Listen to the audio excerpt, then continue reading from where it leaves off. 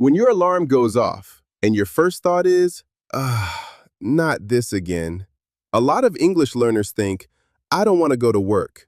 And people understand, nothing wrong with it. But listen carefully to how complaints sound in everyday English, because people often don't talk about the fact first, they talk about the feeling. And that tiny difference, it changes the whole mood of the sentence. Imagine this. It's Monday. You slept badly. You open one eye, check the time, and immediately regret everything. Your body feels heavy. Your brain is still sleeping. That feeling isn't always, I don't want to work. Sometimes it sounds more like, I'm so not ready for work today. Not, I hate my job. Not, I'm quitting. Just, my energy is gone. My brain is off. I can't do this today. That's why this expression feels relatable. Because it sounds tired, not dramatic. And sometimes you'll hear, I'm not in the mood for work today, meaning, I really don't feel like working. Not sick, not angry, just not mentally available. Same situation, different feeling. Then somehow, you actually make it to work. You sit down, open your laptop, read your first email, and suddenly, you regret existing again. At this point, many learners say, I'm tired, which is fine, very normal. But people often exaggerate when they complain, so you'll hear, I'm freaking exhausted, or I'm dead.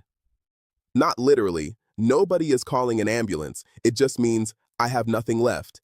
And if you're surviving on pure willpower, there's another expression, I'm running on fumes. Think about a car, almost out of fuel, still moving somehow, barely. That's the image. So, I'm running on fumes means I'm functioning, but only technically. And after that, there's usually only one solution, coffee. Many learners think, I need to drink coffee.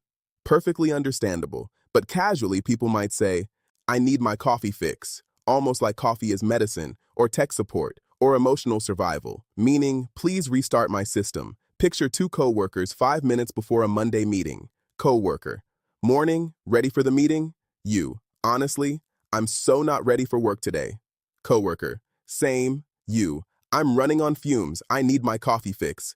Co-worker, yeah, is it Friday yet? That last one, you'll hear it everywhere. Meaning, please let this weekend already. Very office culture, very Monday. Notice something. None of these expressions are difficult. Ready mood, dead coffee fumes. The difference isn't always vocabulary. Sometimes it's just the angle.